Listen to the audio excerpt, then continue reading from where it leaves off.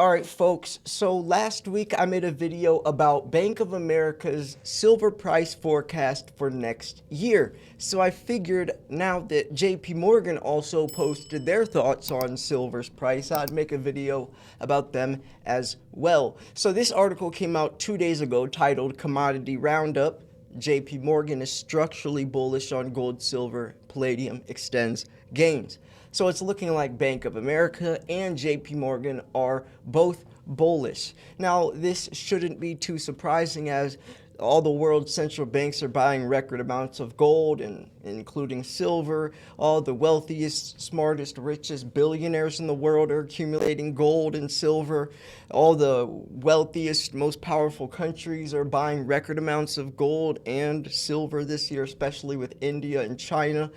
It's like they know something that no one else does. Why would anyone try to downplay precious metals when the smartest, wealthiest, most powerful people are all buying record amounts of it? If it wasn't worth anything, do you think they would be focusing so much on it? No. Actions speak louder than words. I've always looked at that with anything in life. Actions speak louder than words. Sometimes I'll actually tell people your actions are speaking so loud it's hard to hear what you're saying, because people will talk, but they're doing something else. The actions speak for themselves. So you could try to downplay silver, you could try to say X, Y, Z about it, but if all the most powerful countries, all the countries in the BRICS buying record amounts of, gold and silver, Brazil, Russia, India, China, South Africa, and all these other countries, along with, billionaires like Warren Buffett. So I've named so many different billionaires that have been buying, especially silver, some specifically silver, like Warren Buffett said he won't touch gold with a 10-foot pole because gold has no value, it has no use. Regardless, though, you're seeing this. So there's something behind it. They're not just randomly buying all this if they don't think there's something of value inside of it, which we all know there is. So anyways, so it shouldn't be too surprising when you see banks bullish. JP Morgan's an interesting one since JP Morgan is the most corrupt, shady bank in the world. And that is a fact. I mean, they've gotten caught manipulating the price of silver for decades now, and it is interesting, if a bank is known to manipulate the price of silver and they're bullish, that should tell you something. Because they're the ones manipulating the price, so that means they're looking to manipulate it a bit higher. Now, silver manipulation, there's two different types of scales to this.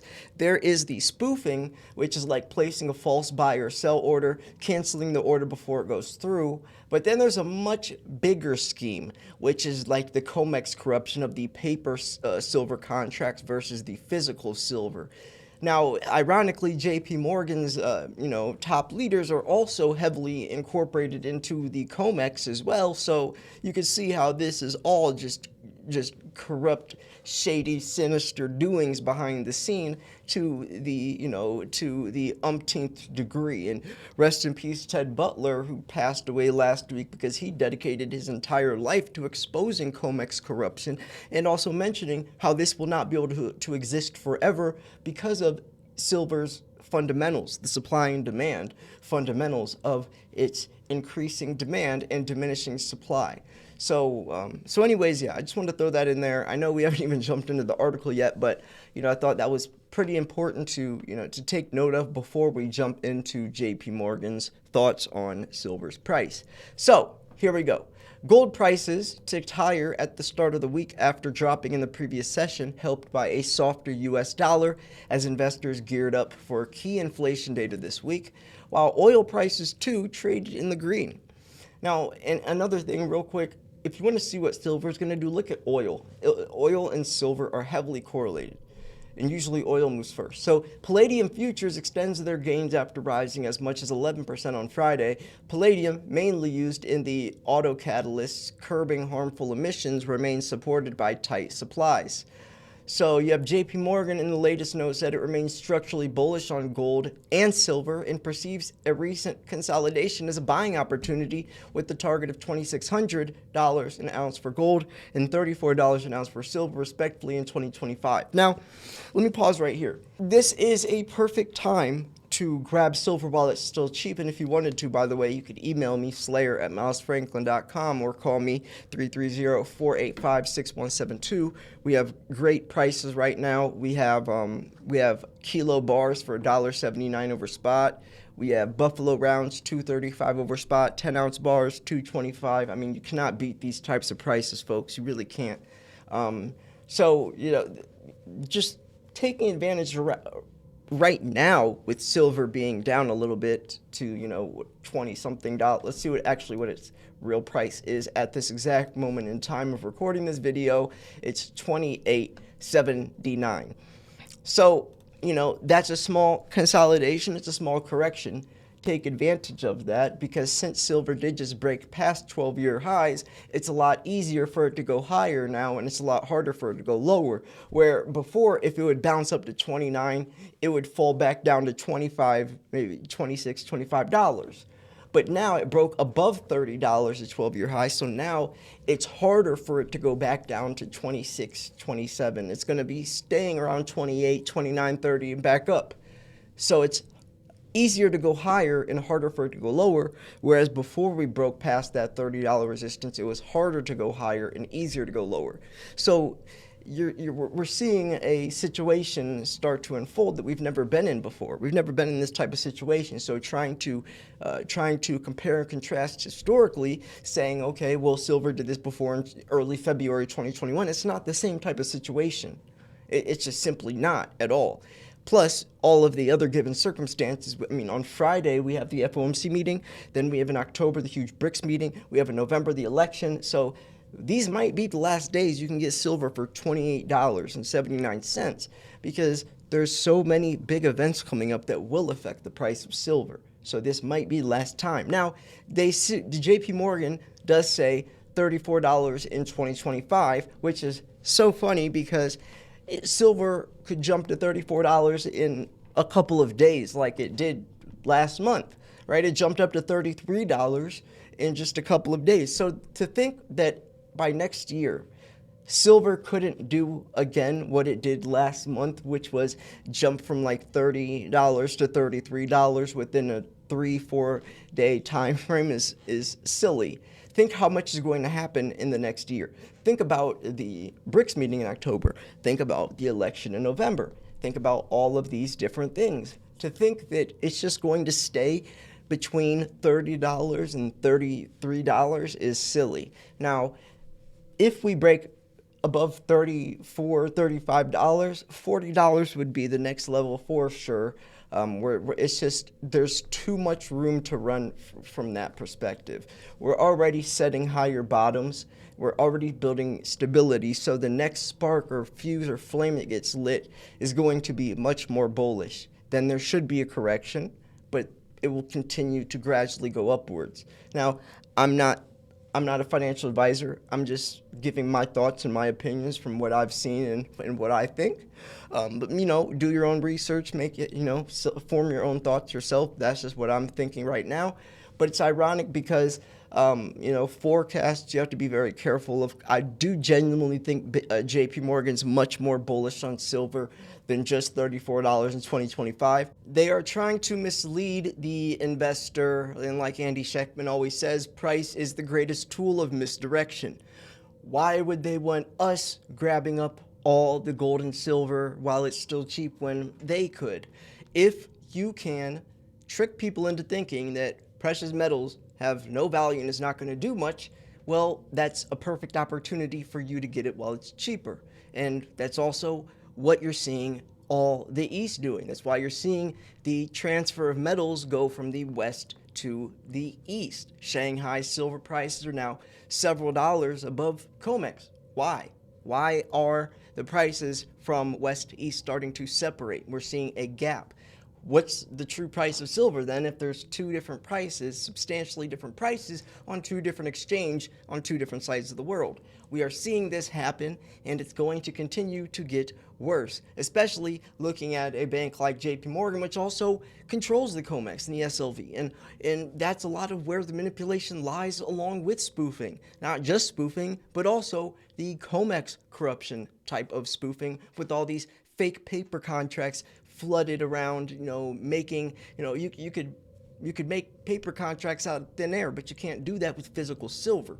So you're going to see the supply and demand fundamentals start to show the hand of manipulation at the end of the day. You can only manipulate the markets to such a point before the fundamentals start to affect the price more than said manipulation, like what Ted Butler always mentions. I actually just did a podcast with Andy Scheckman a few minutes ago, and he goes over this same exact thing, mentioning these same exact points.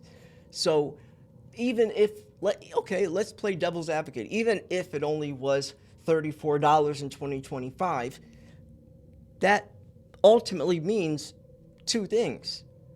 One is that silver still being held back, but to how much longer will it be held back for?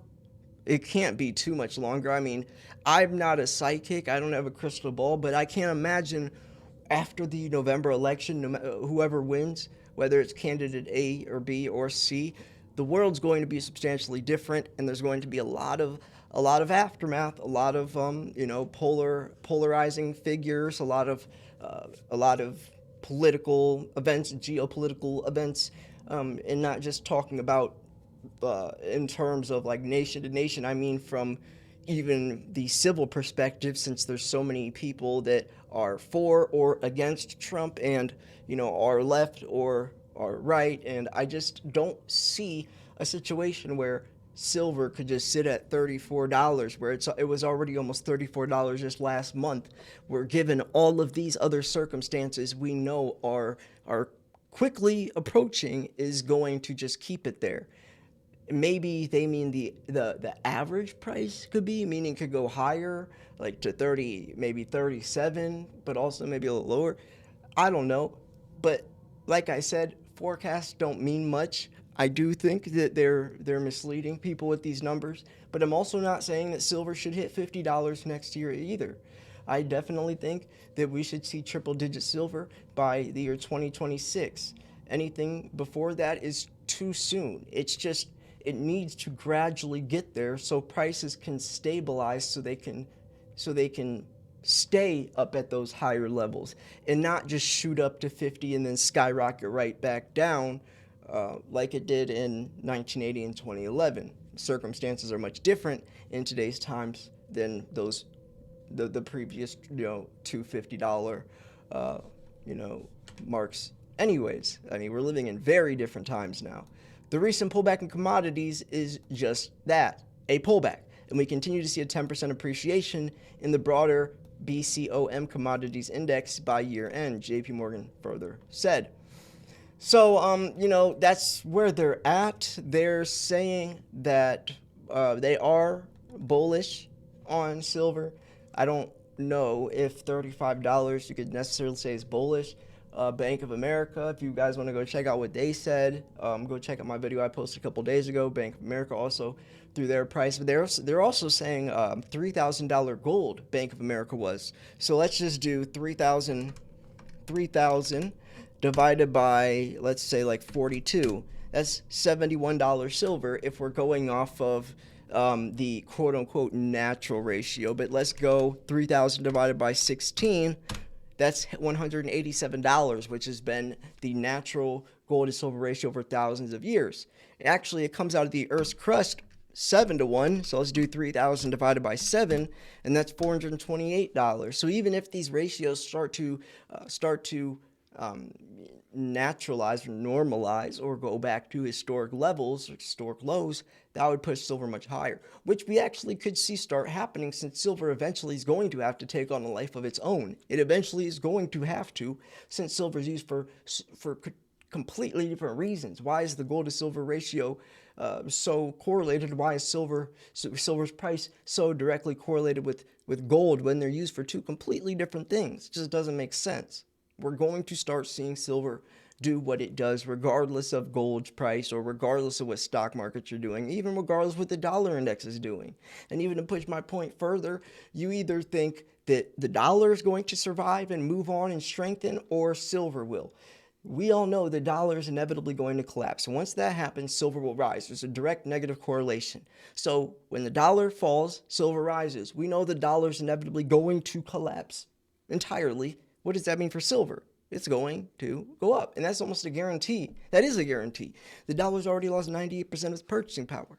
So anyways, I'm going to wrap this video up here. Hope you enjoyed it. Make sure to like the video. Make sure to subscribe.